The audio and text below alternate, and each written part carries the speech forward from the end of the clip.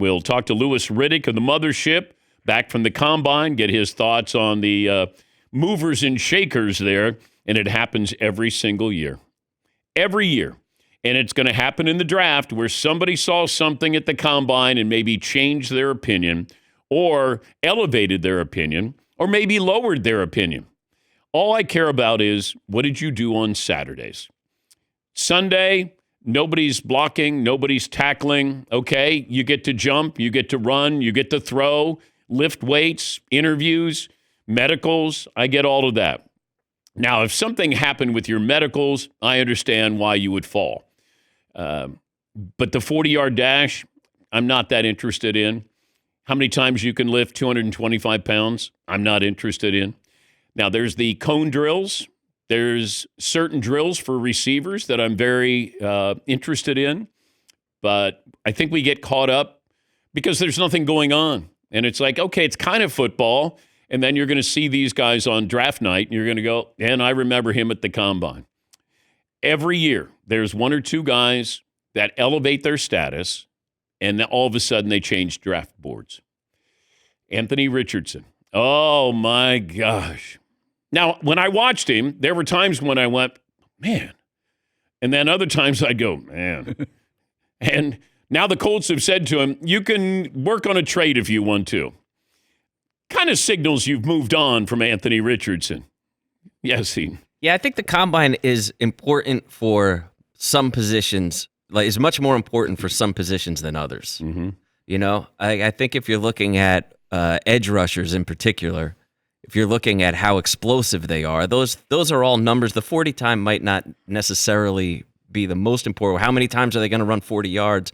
But you're just getting a glimpse at how many times are they going to have to use their vertical like that. Probably not many, but you're just getting an idea of how athletic they really are. And that's something that I think is pretty important if you play that position. Yeah, we'll talk to Louis Riddick about that there are certain positions with certain drills where you go, okay, now a vertical for an edge rusher, yeah, I'm okay with that because you're going to be jumping up, knocking down passes. Maybe you use that person to block field goals. I think there are elements of these skills that you can use on Sunday. 40-yard dash, not as interested. But I am interested in what's your time for the first 10 yards of that? Because that's football. The first 5 yards of that. Yes, Eaton. Yeah, like this kid, David Bailey from Texas Tech, right? He made himself some money. Oh, my gosh. He's 6'3", 250. His times, if you look at the way all of his measurements broke down, he's faster than Antonio Cromartie, quicker than Devontae Adams, jumps higher than A.J. Green, and he's more explosive than Adrian Peterson and heavier than Von Miller. Okay. Those are crazy numbers. But I want to know what he did in college.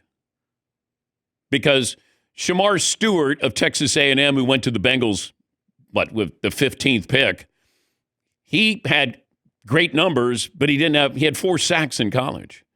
And he's an edge rusher. That would concern me. When you see somebody who has all that talent and you go, well, what do you do in college?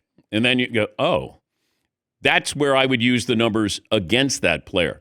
But I guarantee you there'll be a couple of players who are selected higher than they should be. Now, one scout already told me he had 19 first-round grades. So we know that there are more than 19 picks in the first round. So there are going to be... I checked. Yeah, check and see. It's confirmed. Okay. There's going to be 11 players taken higher than they should be. So factor that in, that he had 19 first-round grades. But, this happens every single year. I mean, I remember Vernon Golston, and I'm going, that guy is going to be... He's going to be an all-pro for 10 years.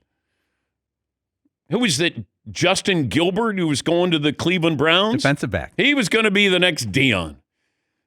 I mean, every single year there's at least one guy that we go, oh, my God. I mean, Jadeveon Clowney, if you think about it, had a disappointing career. The expectations were off the chart. So, by comparison, it was like, okay, he had a decent career.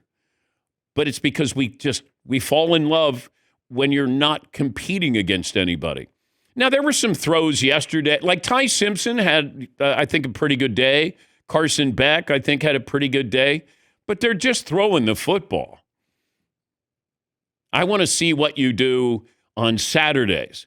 And because of that, do I want Carson Beck? Do I want Ty Simpson?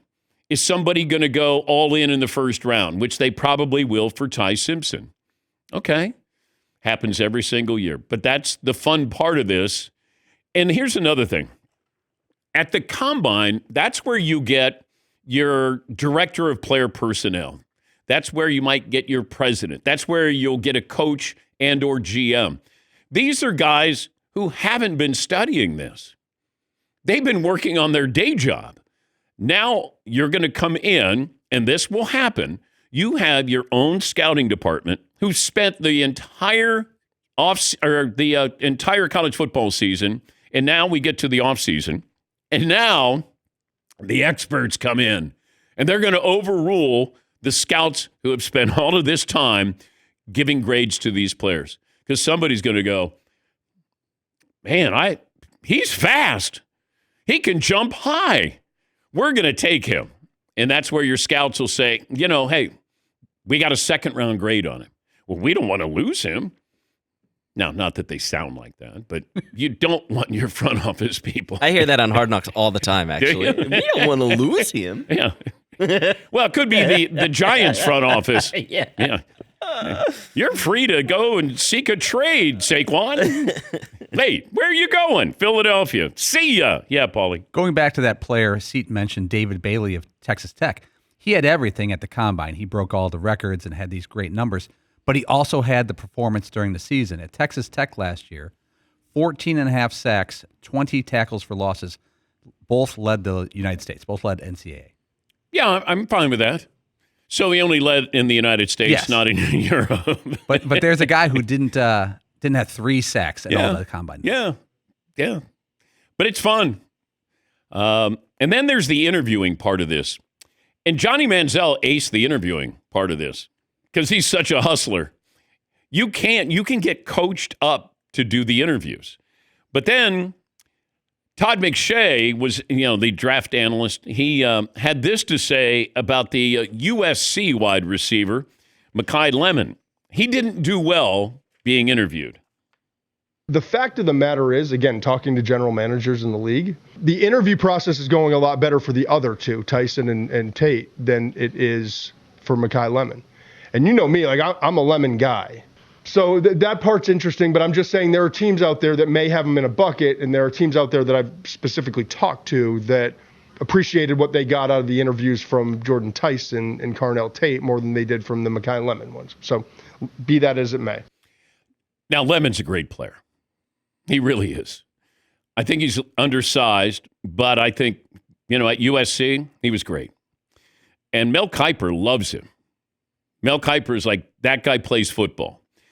But the interviewing process, and by most accounts, he kind of turned people off that he was making weird eye contact. I don't know what he was doing. It almost felt like he was auditioning for a role or a documentary, or I don't know what he was doing. But, one guy described it as, I don't know if he's trying to seduce me. I'm not sure what's going on because he just had these weird looks at people, and I don't know if that matters. Can you play on Saturday? Can you play on Sunday? All right, you're quirky, you're a little weird. Everybody made a big deal about Caleb Williams. He paints his fingernails. I go, I couldn't care less. Are you a good teammate? Can you play? I don't care what you do. I was around Rodman all those years, and he was wearing dresses. Like the dude could play. Didn't matter. He could play. But, yeah, the interviewing process, and I'm sure Mendoza aced it. Stacey Dales, she was talking about Mendoza and just said, he's your dream. He tells you everything. He's a team first. He can't wait to help the other players on Indiana at their pro days. It does matter a little bit to some of these teams. You just don't know how much it matters. That's the tricky part. But that's where you get the new set of eyes coming in, and then they're going to Bigfoot the scouts who spent all year looking at this.